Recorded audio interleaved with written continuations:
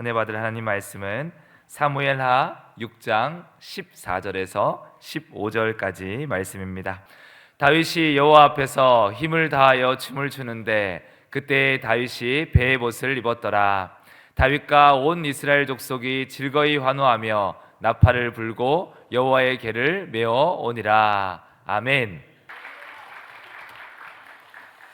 성경이라는 책은 우리가 다 이해하기가 힘든 말씀이 될 때가 있습니다. 특별히 하나님의 뜻이 무엇인가 다 헤아리기가 어려울 때가 있는데요.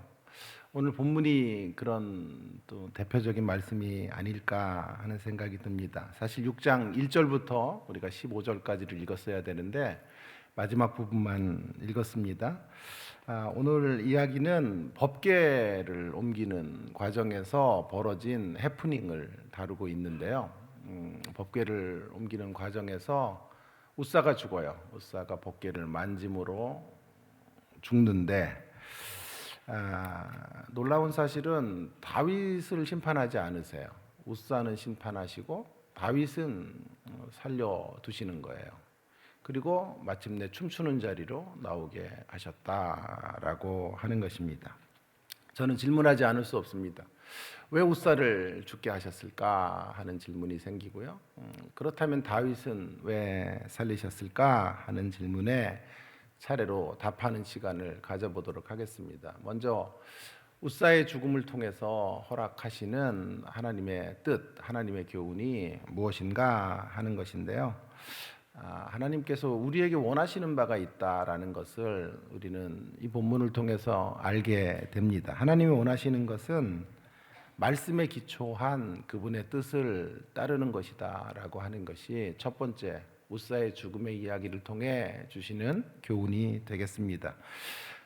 사울이 죽고 이스라엘 나라의 다음 통치자는 다윗입니다. 다윗이 많은 시련의 골짜기를 지나왔지요. 한 20년 정도 깊은 연단을 받고 마침내 이스라엘의 통일왕국을 만들어가게 됩니다. 통일왕국의 수장이 되고 다윗이 제일 먼저 한 일 중에 하나가 법궤를 옮기는 것입니다. 법궤라고 하는 건 여러분 아시는 것처럼 하나님의 임재를 상징하는 그런 도구죠.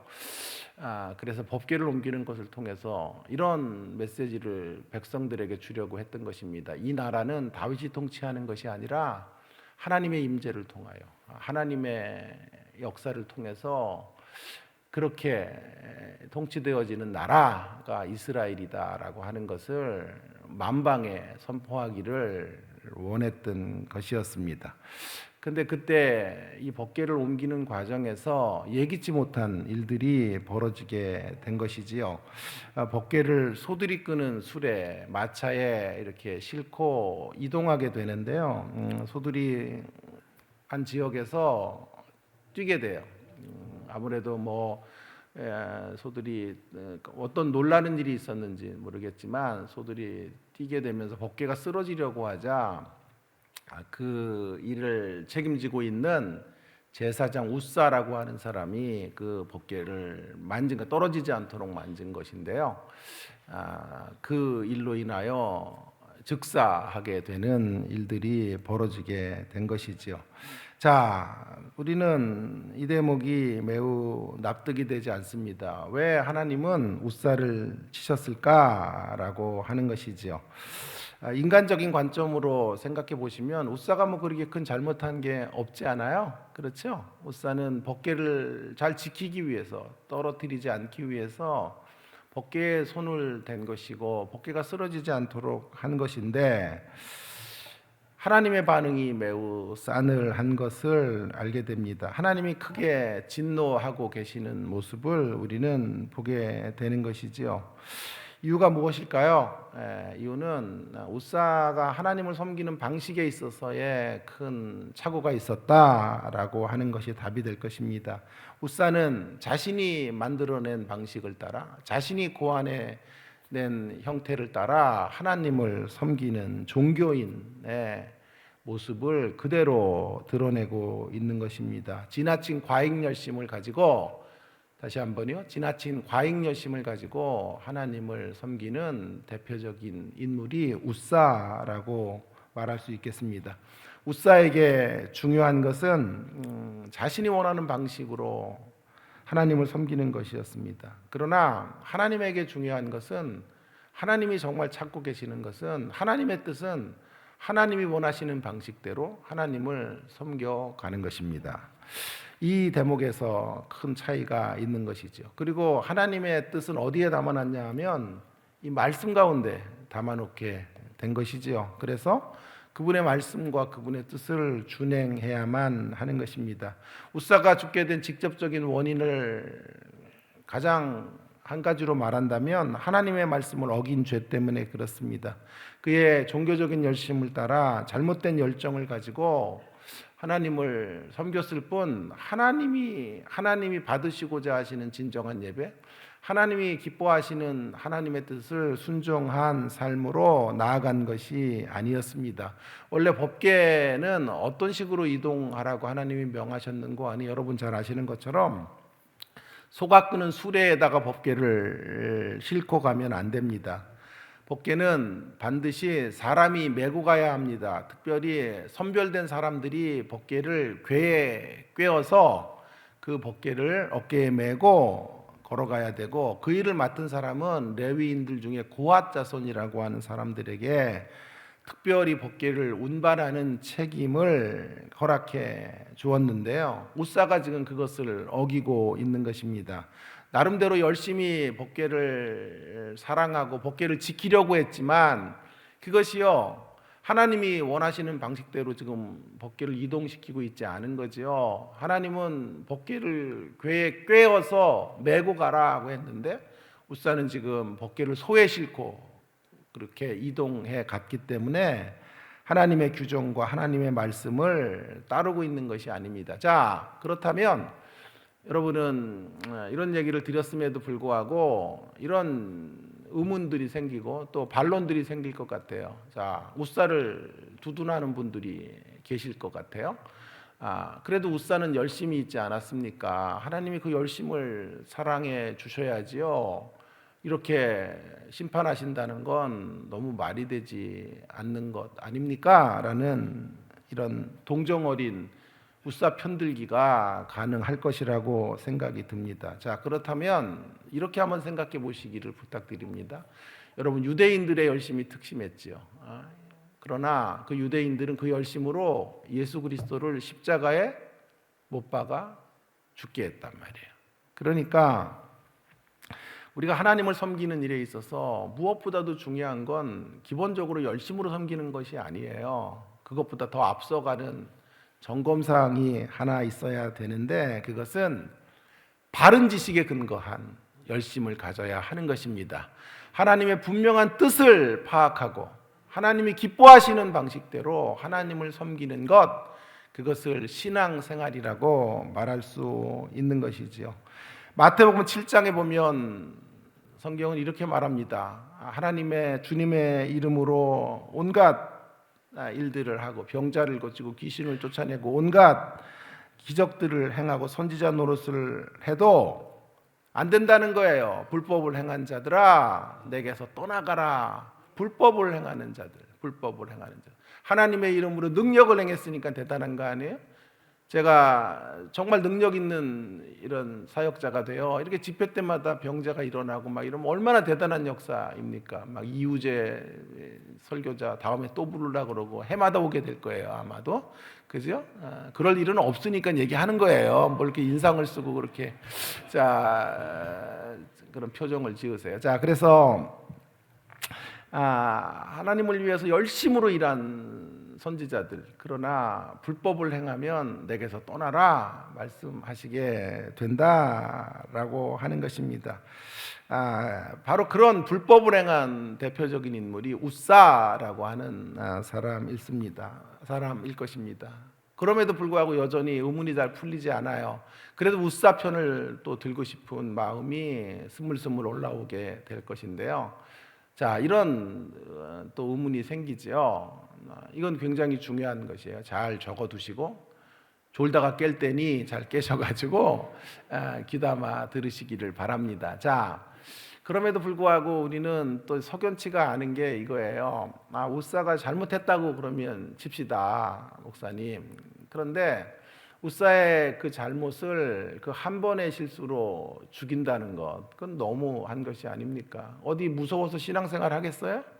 한 번 실수하면 바로 직결 심판에 넘겨지고 말이야. 이런 건 너무 간담이 서늘하지 않습니까? 우리가 늘 실수하는 인생이고 늘 넘어지는 존재들인데, 그죠?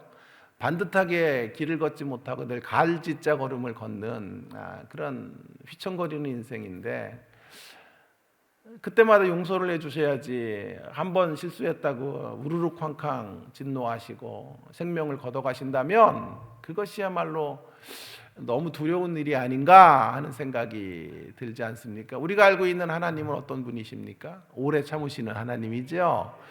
끝까지 기다리시는 분이시죠. 그런데 우사에게는 적용이 되지 않죠. 이런 동일한 이야기가 신약에도 있죠.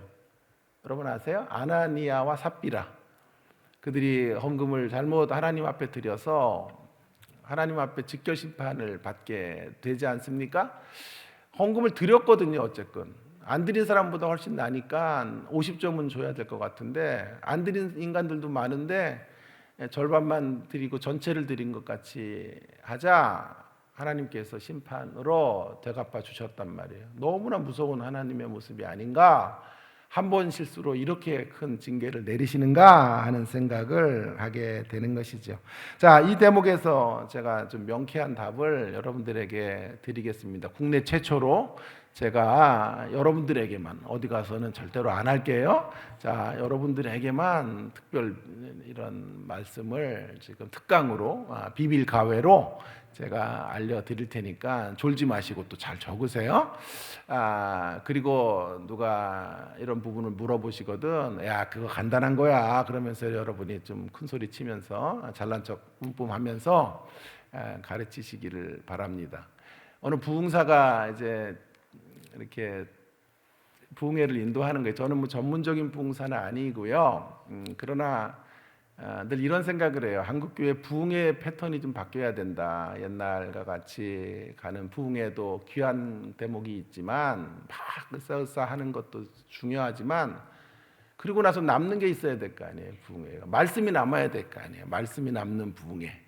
강사들이 떠나도 10년 가운데 생명의 말씀이 싹이 트고 자라고 열매 맺는 그런 부흥회, 그런 사경회가 이제 새로운 시대에 이런 새로운 패러다임이 돼야 된다라고 생각합니다.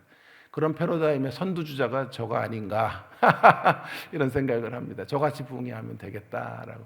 목사님이 웃지도 않고 이렇게 인상 쓰고, 그래서 강사 잘 불렀다 저는 스스로 자화자찬을 그렇게 합니다. 어느 부흥사가 와가지고 막 그러는 거예요. 비법 얘기하니까 막 목사님 뒤에 앉아 계시는데, 담임 목사님,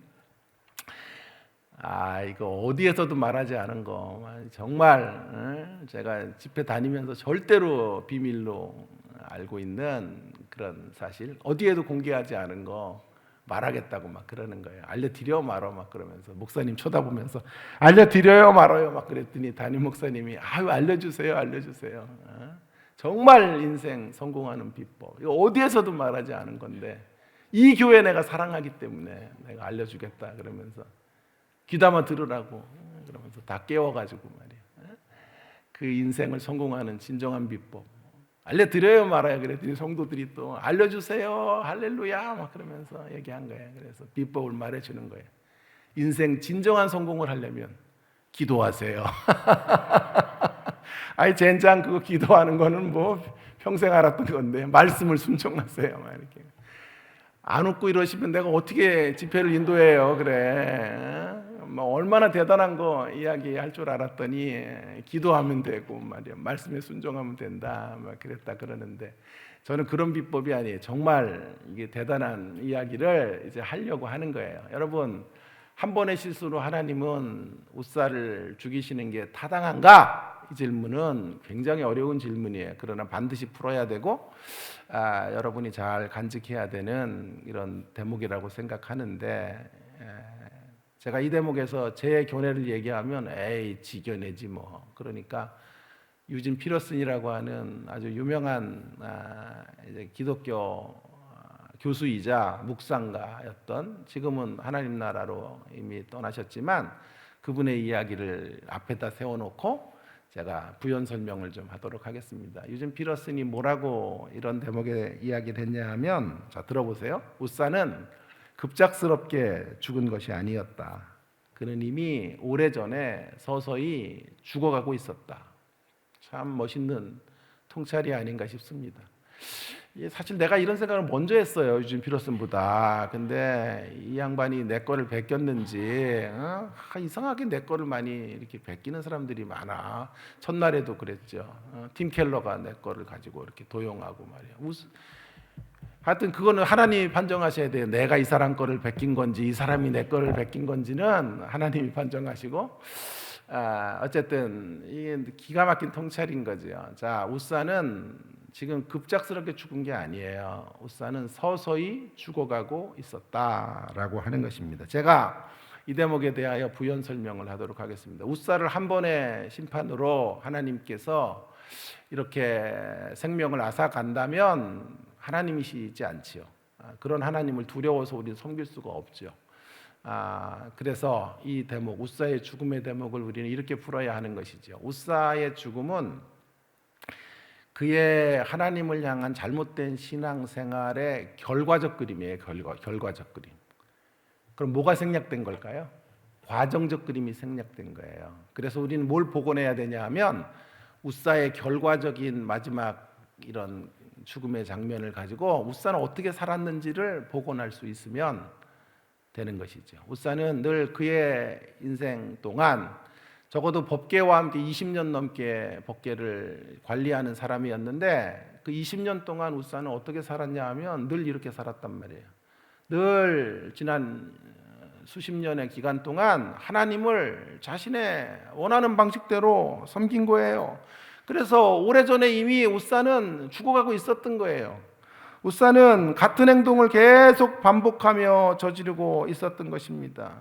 그러나 성경은 그 과정을 설명하지 않고 있는 거죠. 마지막 그 결과적인 장면만 클로즈업을 해서 거기만 부각하고 있는 거죠. 우리는 결과적인 모습을 통해서 이 과정 속에 우사가 어떠한 날들을 하나님 앞에서 살아왔는가 하는 것들을 점검해 볼 수 있습니다. 이것을 중요하게 제가 강조하는 이유가 있어요. 왜냐하면 하나님은 우사에 대해서도 기다리셨다라고 하는 것입니다.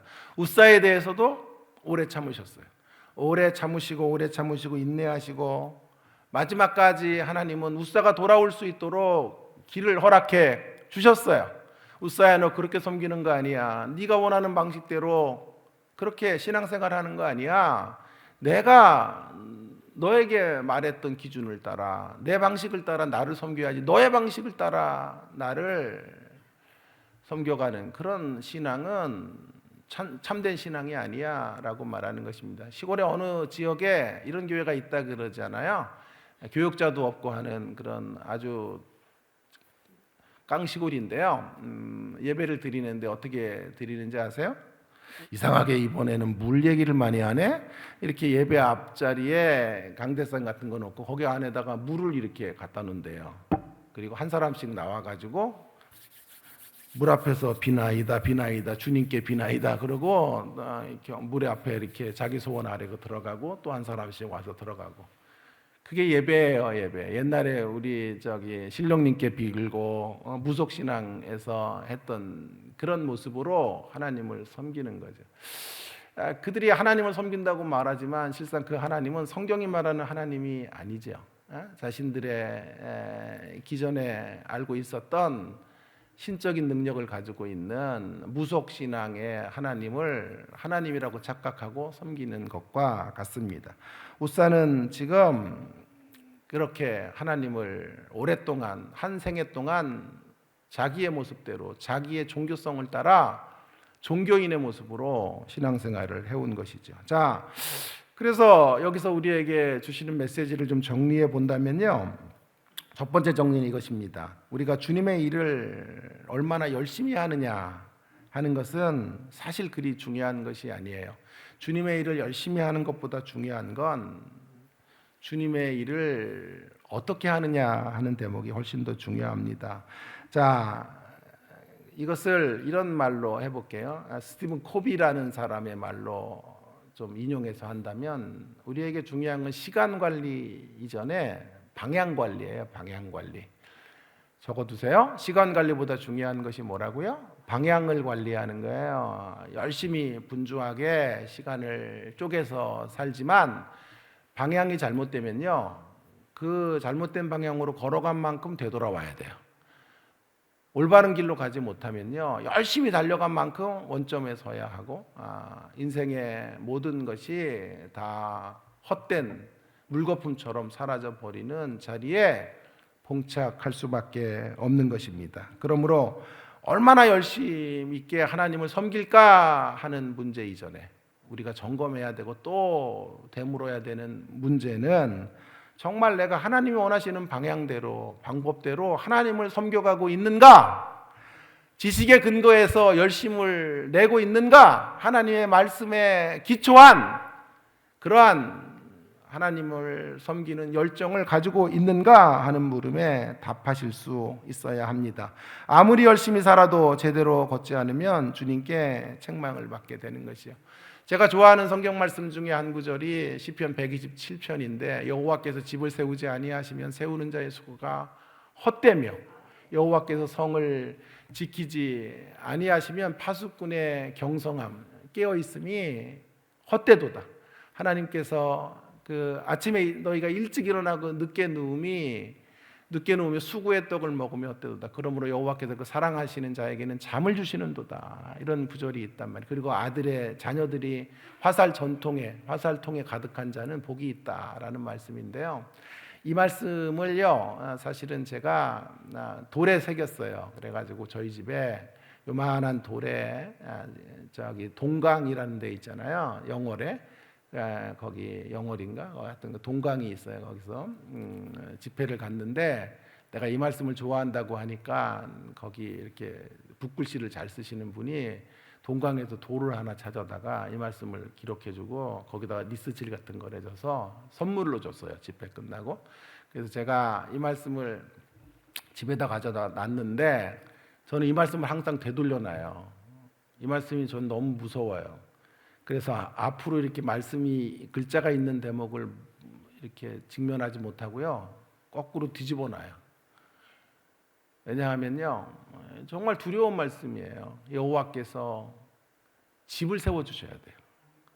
여호와께서 우리의 집을 세워 주셔야 돼요. 여호와께서 집을 세워 주시지 않으면, 여호와께서 가정을 세워 주시지 않으면 세우는 자의 수고가 헛되단 말이에요.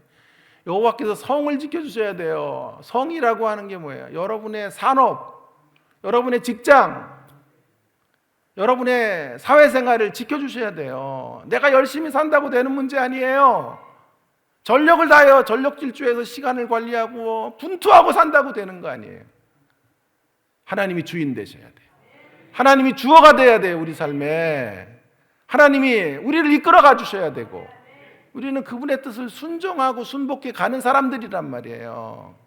그래서 이게 얼마나 두려운 말씀이에요. 얼마나 두려워. 그래서 만일 여호와가 주어가 되지 못하면 내가 주어가 되고 내가 내 인생의 핸들을 내 마음대로 움직여 가면요, 반드시 헛돼요. 헛돼요. 살아온 만큼 되돌아와야 되고 아무런 열매가 없고 모든 걸 가진 것 같은데 다 손에서 빠져나가는 궁극적 결과를 맞이할 수밖에 없다라고 하는 것을 수없이 삶의 현장에서 경험하기 때문에 이 말씀이 너무도 두려운 거예요. 아침에 일찍 일어나요. 새벽 4시에 일어나고 저녁에 늦게 누워요. 12시, 1시까지 인생을 향해 열심히 살아요. 근데 헛되다고. 근데 아무것도 결과를 맺는 것이 없는 그런 삶을 살아갈 수도 있다라고 하는 거예요. 그러나 그 사랑하는 자에게는 잠을 주시는도다. 그러니까 어떤 인간들은 또 나는 잠 많이 자요. 8시간씩, 9시간씩 자니까 축복받았다. 물론 축복은 축복인데요. 여기서 말하는 건 물리적 잠을 이야기하는 게 아니에요. 평안을 이야기하는 거예요. 평안을. 여러분, 하나님께서 우리 인생의 주어가 되고 하나님이 우리를 이끌어가는 인생은요, 한날의 괴로움을 한날로 족한 것으로 알고, 언제나 우리 인생에 여전히 고난이 있고 역경이 있고 어려움이 있지만 주님의 품에 안겨서 한날이 끝나면 어린아이가 부모의 품에, 엄마의 품에 안겨 잠드는 것처럼 그렇게 요동치는 세상 속에서도 주님의 품에 안겨 평안할 수 있다, 그 이야기를 하는 거지. 뭐 잠을 10시간씩 자라 그런 얘기를 하는 것은 아니란 말이에요. 무지한 인간들이 성경을 잘 풀지를 못해가지고 잠자는 거 자랑하고, 절대 그런 얘기 아니고요. 하나님의 이런 뜻을 우리가 준행하고 하나님과 함께 동행하는 인생들은 세상의 여러 가지 근심과 걱정과 염려 속에서도 평안할 수 있고 주님께 안겨 잠잘 수 있는 인생 될 수 있다 라고 하는 사실을 우리에게 알려주고 있는 것입니다. 여러분의 신앙생활의 방향 제대로 정해져 있나요? 우리는 우리의 종교적인 열심을 따라 말씀과 상관없이 성경에 대한 올바른 깨달음 없이 신앙생활 하고 있는 것 아닌가요? 자충우돌하며 그렇게 뭔가 대단한 것을 이루는 것 같지만 아무것도 없는 삶의 자리로 지금 달려가고 있는 생애들은 아닌가요? 그러므로 시간 관리에 앞서 분명히 정하셔야 돼요. 내 방향은 옳은가 하는 문제들에 대하여 점검하실 수 있는 이 아침 시간 되기를 주의 이름으로 축원합니다. 여러분, 종교적인 각질로 두터워지는 게 신앙생활이 깊어지는 것이 아니에요.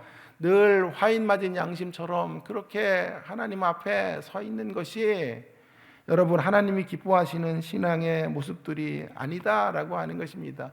저는 뜻하지 않게 갑자기 종합검진을 그냥 받았는데, 한번 늘 정기검사를 받았는데 어제도 말씀드렸지만 뭔가 이상이 있는 것 같다. 그래서 병원에 지난 학기 한 3월쯤에 올 3월쯤에 그렇게 진찰을 받았고, 지금까지 암을 고치기 위해서 수술을 받았고, 또 이제 이번 집회를 끝나고 다시 항암 치료를 조금 더 받아야 되는 그런 와중에서 여러분들 가운데 여러분들과 함께 말씀을 나누고 싶어서 기쁜 마음으로 제가 달려왔는데요.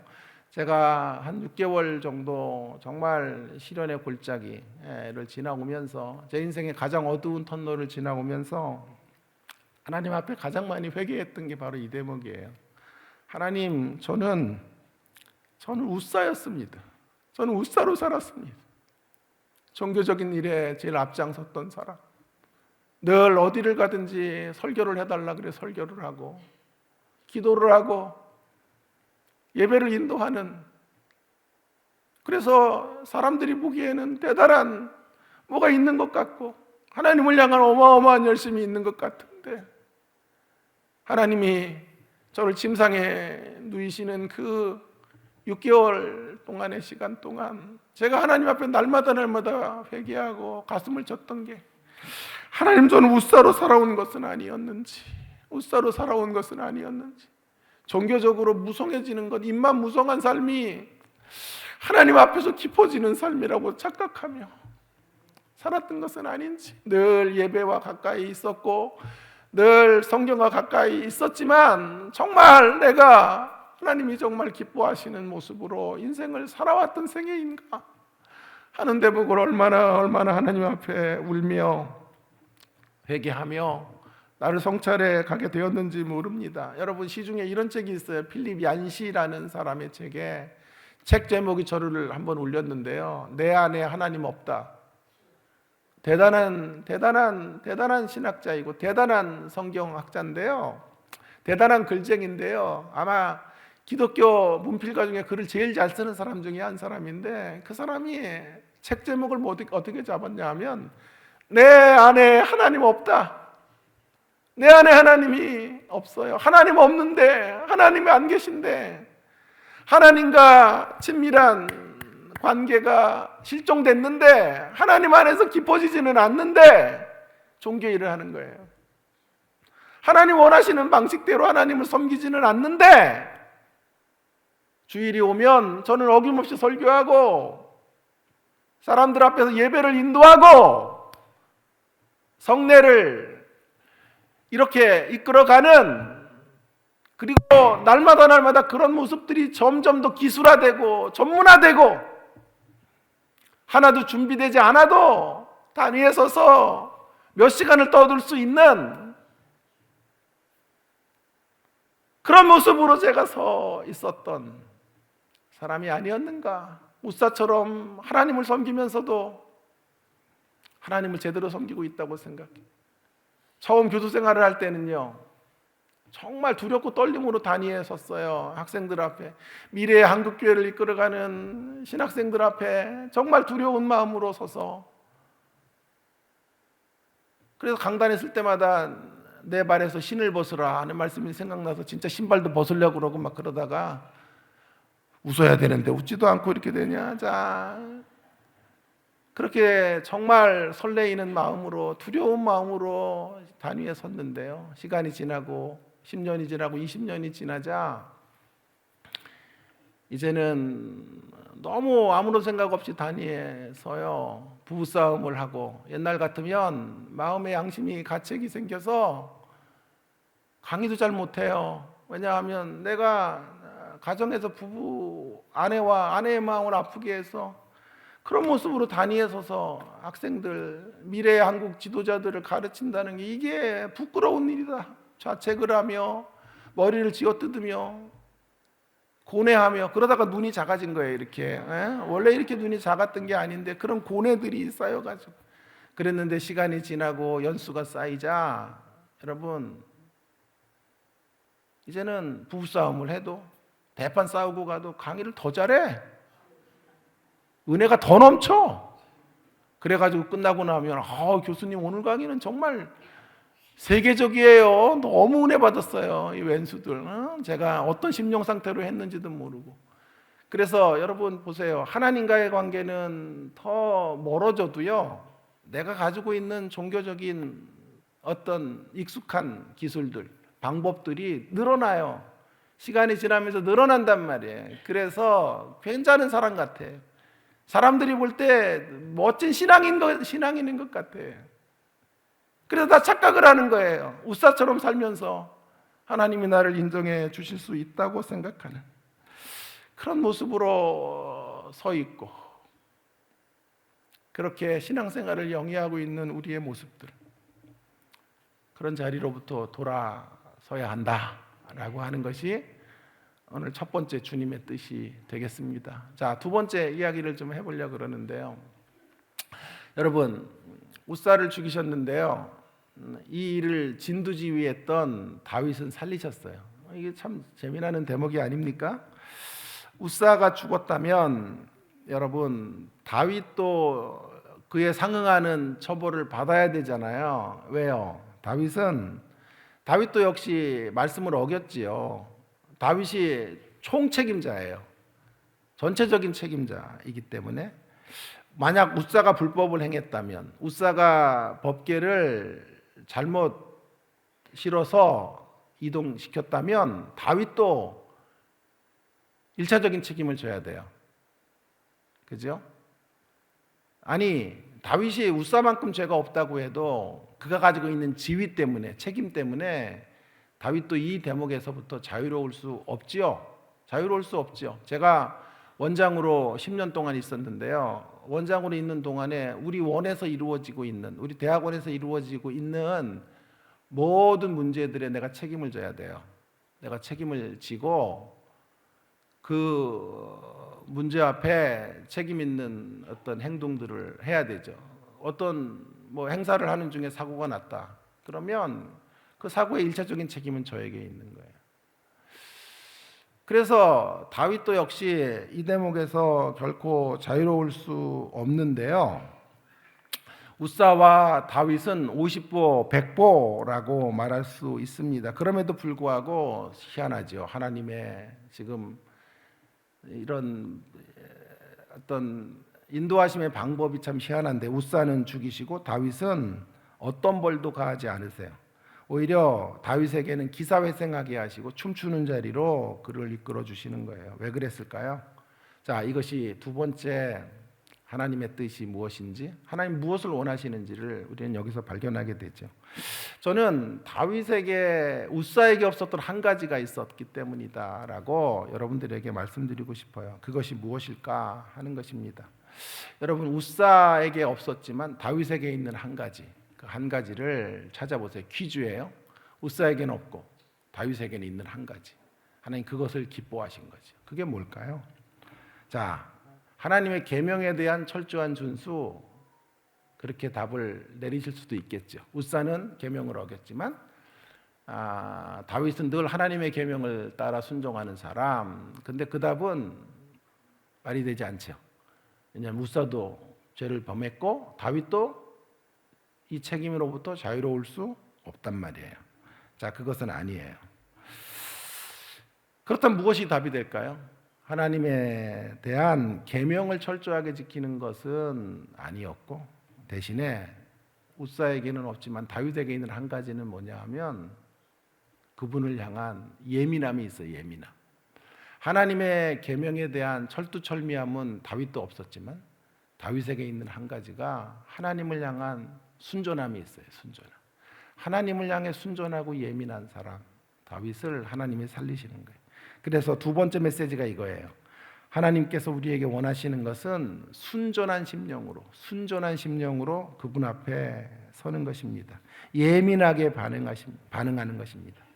다시 말씀드려, 누가 하나님의 말씀을 더 철두철미하게 지켜내느냐의 문제가 아닌 거예요. 신앙의 싸움은 그것이 매우 중요한 거예요. 하나님의 법을 따라가고 지식을 따라 우사의 길을 걸어가지 않는 게 중요한 것이지만, 그러나 인생들은 하나님의 법을 철두철미하게 다 지켜낼 수는 없어요. 자, 하나님이 기뻐 찾으시는 신앙의 모습은 어떤 모습인가 하니, 누가 하나님의 말씀을 철두철미하게 지키는가가 아니라 누가 더 하나님 앞에 민감하게 반응할 수 있느냐의 문제를 바라보고 계시는 거죠. 누가 더 순전할 수 있느냐 하는 것을 묻는 싸움이 신앙의 싸움이라고 믿습니다. 우사에게는 이게 없어요. 우사에게는 순전함이 없어요. 우사에게는 하나님을 향한 민감함과 예민함이 없습니다. 그러나 다윗에게는 바로 이것이 있어요. 우사의 신앙의 특징은 자신이 만든 하나님을 자신의 모습대로 섬기는 거예요. 그에게 신앙은 언제나, 제가 만든 표현인데요, 이게 세계적인 표현이에요. 이 표현은 어디에도 말하지 않았어요. 목사님 이거 얘기할까 말까?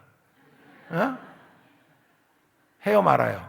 해주세요. 예. 해달라 그래가지고 말씀. 우사의 신앙의 특징은 무엇인고 하니, 우사는 언제나 신앙이 made in 우사, made in 우사. 대단하죠? made in 우사예요. made in 우사. 자신이 만든 방식으로 하나님을 섬기는 사람. 신앙의 중심에는 언제나 자신이 있어요. 자신이, 자아가 있어요. 그래서 신앙생활 하다가 자신의 자아가 건드려지거나 자신의 어떤 대접이 시원찮다거나 사람들이 자신을 알아주지 않으면 언제나 자기가 중심이기 때문에 삐껴요. 교회 생활 제일 힘든 게 삐끼는 사람이에요. 삐끼는 사람. 제가 어느 교회, 소풍교회라는 교회에서 이제 집회를 했는데요. 운전을 하시는 이제 집사님인데, 첫 시간부터 그냥 마지막 부흥회 할 때까지 계속 조시는 거예요. 그래가지고 조시는 것도 은혜 된다 그러면서 살짝 이제 한마디를 드렸는데 얼굴이 빨개지셨더라고. 지적을 당하니까요. 그래가지고 근데 좀 심하게 주세요. 그냥 막 하고 막 코도 골고 막 이러셔가지고 제가 이렇게 주옥 같은 말씀해도 좋나 내가 그래가지고 한마디를 했는데, 설교가 다 마쳤는데 너무 미안한 거예요. 그래가지고 집사님하고 이렇게 손을 잡고 제가 재밌으라 그런 거니까 상처받지 마시라고 이렇게 말씀을 드렸더니 목사님이 그렇게 이야기하는 거예요. 절대로 상처 안 받는다고 우리 교회는. 우리 교회 궁극적 표어가 이거래요. 삐지지 않기.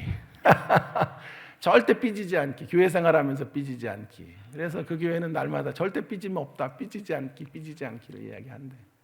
그 너무 좋더라고요. 삐지지 않는 거. 교회 생활 하다가 늘 자기가 중심이기 때문에 자기가 대접받을 때까지만 일하고 자기가 소중하게 여겨질 때까지만 일하고 자신의 감정을 따라 하나님을 섬긴단 말이에요. 자기의 자아가 스크래치가 나거나 조금이라도 대접받지 못하는 그 자리에서 거기서 신앙이 발동해야 되는데, 거기서 하나님을 바라보는 진정한 신앙의 모습이 드러나야 되는데, 거기에서는 늘 넘어지고 자빠지고, 저러다가 저 시험에 들지 그러면 그 지점에 꼭 넘어져서 시험에 빠지는 그런 신앙인들의 모습이 대다수의 신자들의 모습이 아닙니까? 웃사의 모습이에요. 그것이. 그는 늘 자신이 하나님을 이끌어갈 수 있다고 생각한 거예요. 하나님이 웃사를 이끌어가야 되는데 웃사는 자신이 하나님을 이끌어가는 거예요. 그래서 법궤가 하나님을 상징하는 이 도구인데요, 그걸 자기가 마음대로 이동할 수 있다고 생각하는 거예요. 자기의 원하는 방식으로 법궤를 끌고 갈 수 있다고 생각하는 거예요. 하나님이 법궤를 이동할 수 있도록 그들에게 올바른 방식을 이야기했음에도 불구하고 그 방식을 존중하지 않는 모습으로 신앙생활을 하는 것이지요. 하나님을 마치 주머니 속에 만지작거릴 수 있는 신으로 전락시켜 버린 것이지요. 메이드 인 우사로 하나님을 섬기는 거죠. 이러한 신앙은 겉으로 보기에는 대단한 외형을 가질 수 있습니다. 그럴싸한 종교적인 말투를 갖고 형식적인 모습을 가지고 근엄한 톤으로 거룩한 의복을 입고 그렇게 신앙인인 척 할 수 있습니다. 그러나 그것 때문에 사람들이 많이 속아 넘어가기도 합니다. 그러나 인생의 패부를 관찰하시는 하나님 앞에서는 결코 통하지 않습니다. 웃사는 자신이 만든 신앙, 자신이 만든 하나님으로 메이드 인 웃사로 한 생애를 살아왔던 사람이었습니다. 그러한 신앙으로 심령이 굳어지고 경직되고 고집스러워진 것입니다. 그로 인해 패역하게 된 것이지요. 그의 심령은 냉담합니다. 생동감이 없습니다. 그의 얼굴에는 언제나 화가 난 표정을 하고 있습니다. 마치 사춘기 우리 자녀들의 모습처럼 그렇게 불만이 가득한 모습으로 신앙생활을 합니다. 피리를 불어도 웃지 아니하고 통곡의 소리를 들어도 울지 않습니다. 하나님을 향하여 순전한 마음을 들이지 못하고 늘 형식과 외식으로 떨어집니다. 단지 제사장의 거룩한 외투만 입고 있을 뿐이었습니다. 웃사는 오직 자신의 종교적인 업무와 일상, 그로 인해 얻게 되어지는 명분의 인생을 소비한 사람에 불과합니다. 하나님과 물리적으로 가장 가까운 거리에 있었지만 심령적으로 하나님과 가장 거리가 먼 사람으로 그는 신앙생활을 한 것입니다. 자, 그러나 다윗은 다른 사람입니다. 다윗은 웃사가 가지고 있지 못한 이 한 가지 중요한 지점을 다윗은 갖고 있어요. 그는 순전한 심령으로 날마다 하나님 앞에 섭니다. 다윗도 결코 완벽하지 않아요. 여러분, 다윗도 나중에 밧세바를 취하는 엄청난 죄를 저질러요. 충신 우리아를 죽이는 죄악을 범하죠. 그뿐만이 아니에요. 다윗도 거짓말을 해요. 다윗도 2번 블레셋 땅에 망명했다고요. 예? 지금으로 말하면 우리나라의 차기 대권 주자 될 사람이 저기 김정은에게 2번 가가지고 거기 밑에 들어갔다가 다시 돌아오고 한 일을 2번이나 한 거예요. 다윗이 그런 사람이에요. 다윗도 얼마나 실수가 많고 얼마나 연약하고 얼마나 정치 구단의 모습으로 인생을 살아왔는지 몰라요. 자, 실수투성인 다윗도 불법을 행하는 모습으로 서 있을 때가 한두 번이 아닙니다. 다윗도 역시 좌충우돌합니다. 그러나 다윗에게 있는 한 가지, 하나님 귀하게 보시는 한 가지가 있어요. 그것은 하나님 앞에 날마다 민감한 모습으로 서 있는 거예요. 여러분, 다윗을 제가 연구하면서 다윗에게 있는 2가지 위대한 점이 있다고 생각해요. 2가지 위대한 점이 뭐냐 하면요, 첫째로는 의존하는 다윗의 모습이에요. 다윗은 늘 위기를 만나고 인생의 시련의 골짜기를 지날 때, 그리고 자신이 잘못해서 매를 맞을 때 그때마다 하나님 앞에 엎드려요. 의존해요. 이게 사인이다. 이게 하나님의 나를 향하신 어떤 징계다라고 판단하는 순간 엎드려요. 밧세바를 취하고 나서 침상을 적시는 눈물을 흘리며 하나님 앞에 회개하는 사람. 하나님 다시 살려주세요. 하나님 저를 다시 일으켜주세요.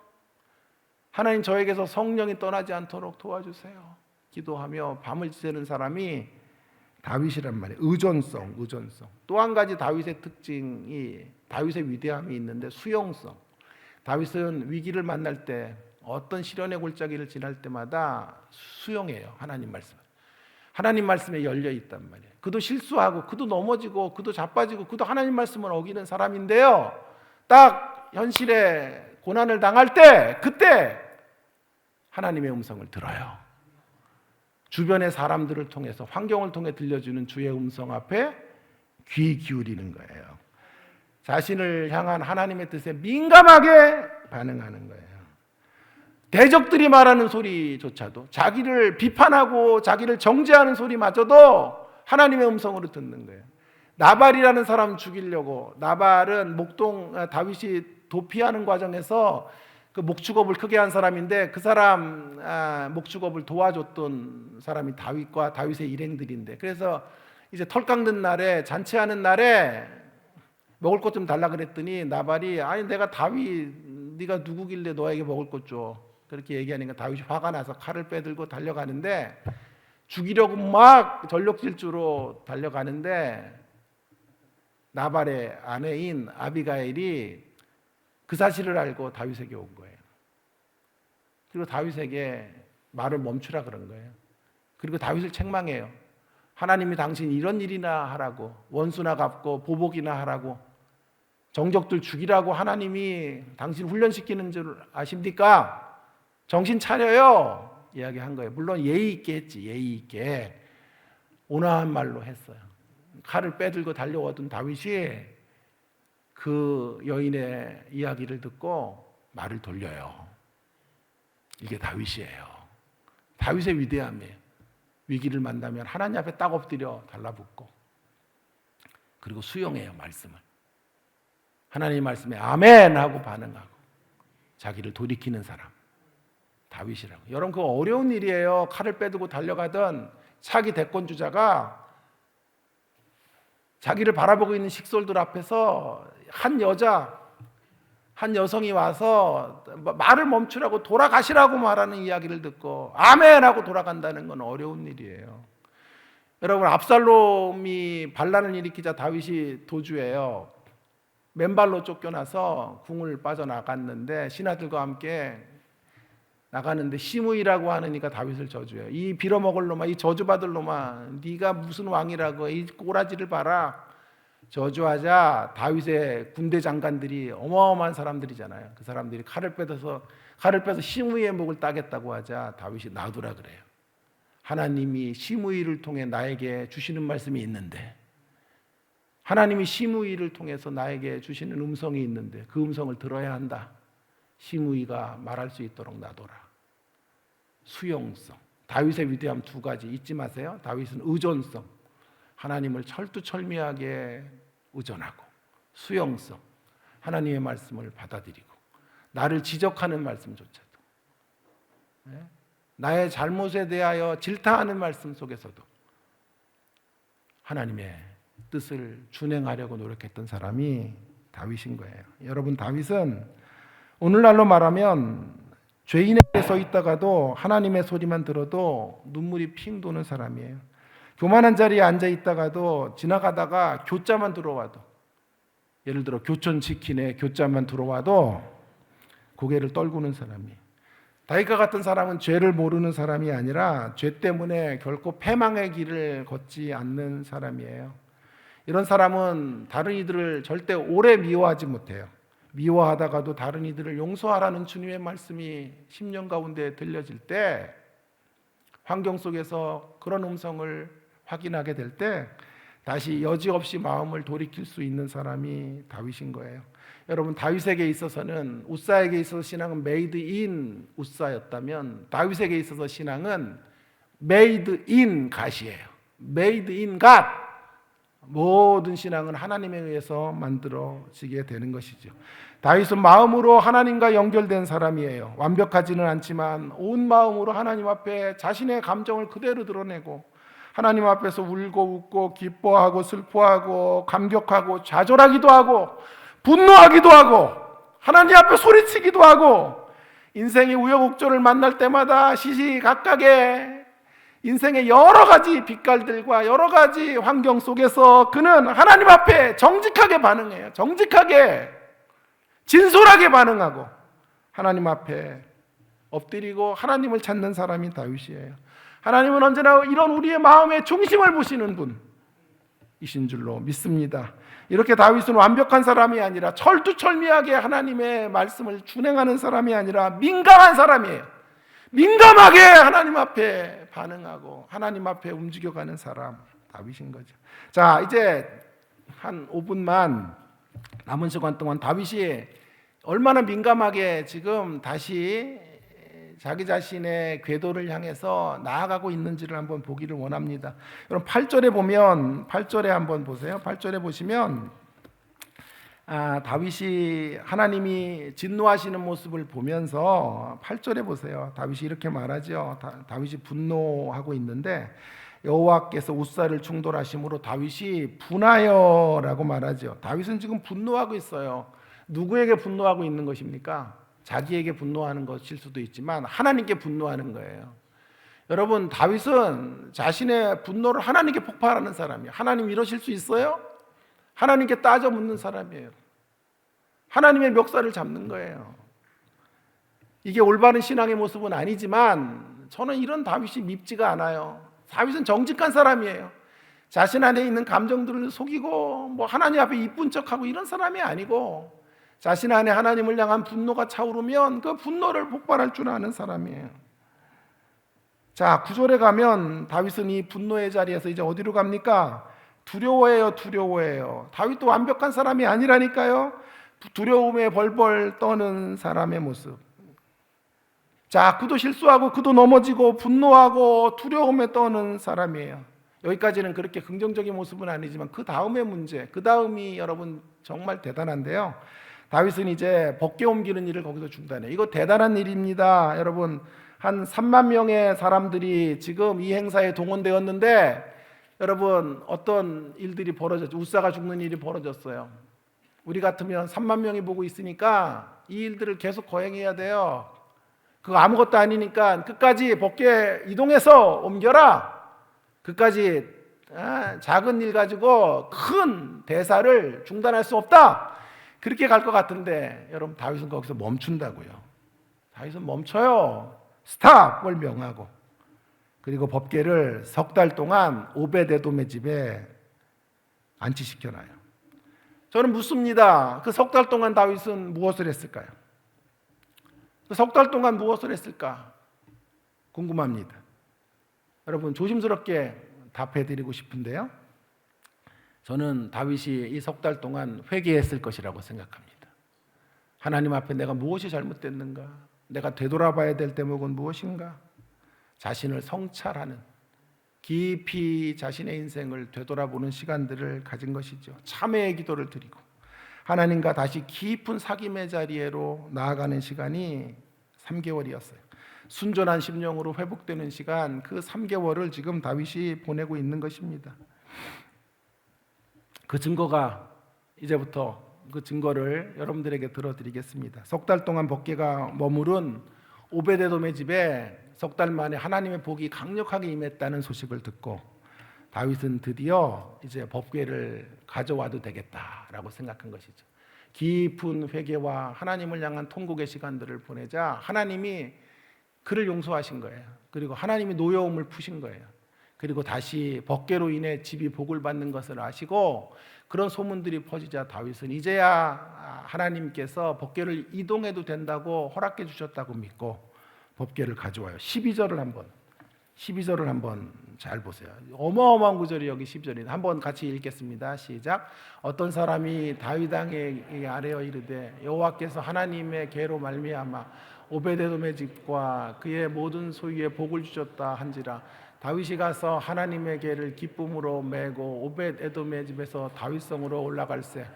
할렐루야. 여기 중요한 구절 한 단어를 찾아보세요. 여러분 다윗이 이제 어떻게 법궤를 가져옵니까? 전에는 소에 싣고 왔죠. 그죠? 그래서 이 불상사가 벌어져 우사가 죽었죠. 이제 다윗이 3개월 동안 회개했다는 증거가 여기 나오는 거예요. 3개월 동안 깊이 성찰하고 하나님의 뜻을 준행하기로 결심하고 이제 하나님께서 다시 새로운 징조를 축복의 징조를 허락하신다는 것을 알고 다윗이 가서 하나님의 궤를 기쁨으로 메고 왔다라고 하는 말씀 무슨 말씀이에요? 하나님이 원래 원하셨던 방식대로 이제 궤에 깨어서 제사장들 고아자 손을 통하여 메고 오도록 한 거예요. 메고 하나님 앞에 올라오며 기쁨으로 감사하고 있는 것이죠. 그러다가 6걸음을 가요. 6걸음을 가서 13절에 가시면 13절도 한번 띄워주세요. 13절 6걸음을 가다가 멈춰요. 다시 여호와의 궤를 맨 사람들이, 맸다라는 단어 동그라미, 여호와의 궤를 맨 사람들이 6걸음을 가매 다윗이 소와 살찐 송아지들로 제사를 드리고 6걸음 가서 다시 멈추고 스탑. 그리고 거기서 소를 잡아요. 그 소가 어떤 소예요? 전에 법궤를 싣고 왔던 소, 전에 법궤를 이동할 때 사용했던 그 소를 하나님 앞에 잡는 거예요. 하나님 앞에 올려드리는 거예요. 여러분, 저는 여러분에게 묻고 싶어요. 다윗이 회개했던 이 모습을 우리가 가지고 있어야 된다고요. 우리가 잡아야 될 소가 무엇입니까?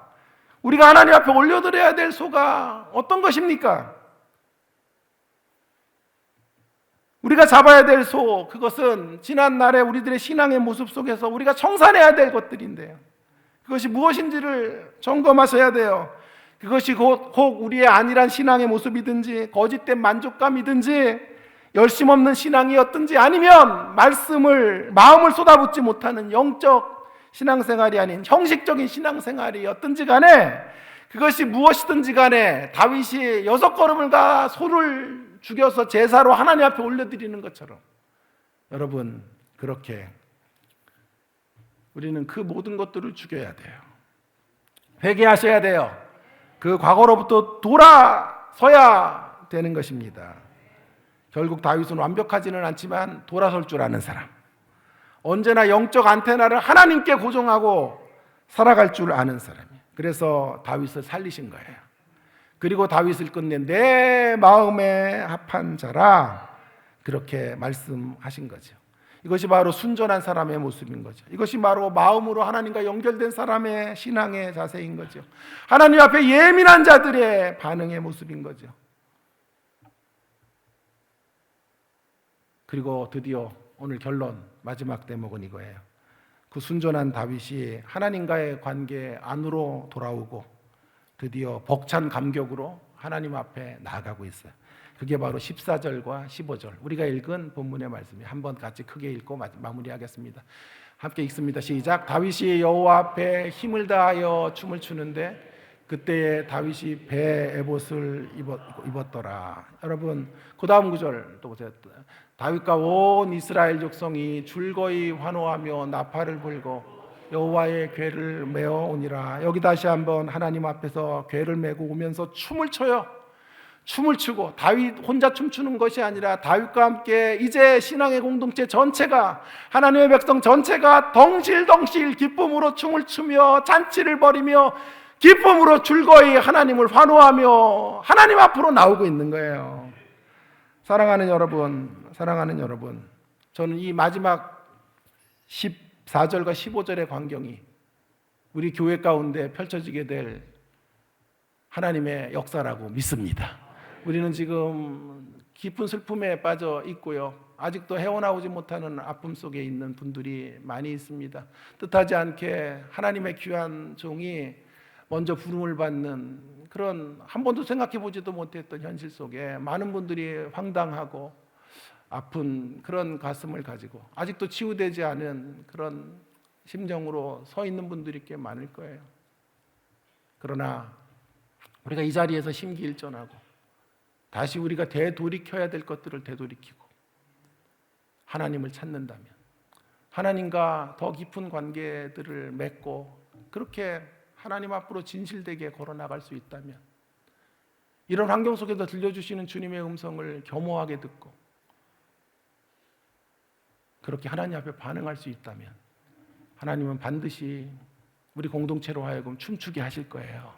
함께 덩실덩실 춤추는 미래, 그런 내일로 우리를 초대하시고 다윗에게 허락하셨던, 다윗과 이스라엘에게 허락하셨던 이 모습이 현실이 되도록, 우리가 누리는 진정한 삶의 현실이 되도록 우리 하나님께서 역사해 주실 줄로 믿습니다.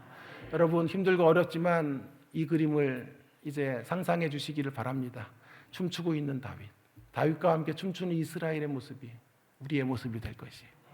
우리 한 목사님과 또 우리 교역자님들을 통하여 그런 새로운 미래가 이미 시작됐다고 믿습니다. 새로운 역사들이 펼쳐지게 될 것이라고 믿습니다. 그 사실을 확신하시고 상상하시고 기대하시고 기도하시고 바라보시고 늘 그렇게 하나님을 갈망하시는 우리가 되기를 간절히 바랍니다. 여러분, 이 장면을 가장 염원하는 사람 중에 한 사람이 저입니다. 지난 6개월 동안 정말 숱한 어려움을 겪고 위기를 만났어요. 죽음의 마지막 벼랑 끝까지 섰습니다마는 아직도 끝나지 않은 암과의 싸움을 싸우고 있는 저. 사실 이 말씀은 저를 향한 말씀이에요. 하나님, 저로 하여금 춤추게 해주세요. 덩실덩실 하나님 앞에 춤추고 싶습니다. 그리고 기쁜 소식을 함께 나누며 나와 아내가 춤추고 싶고 나와 사랑하는 우리 딸과 춤추고 싶습니다. 나를 향해 걱정하시는 우리 부모님들과 춤추고 싶고 나를 위해 기도하고 있는 우리 교회 공동체, 신앙 공동체들과 춤추고 싶습니다. 지금도 날마다 나를 향해 기도해주고 있는 우리 신학생들, 나의 제자들과 함께 춤추는 날을 주님 저에게 꼭 허락해 주시옵소서. 그렇게 기도하는 가운데 주님이 제 안에 강력한 확신을 주시더라고요. 믿음대로 될지어다. 그런 믿음으로 하나님을 상상하시고 바라보시며 나아가시는 송천의 모든 성도님들 되기를 주의 이름으로 축원합니다. 기도하겠습니다.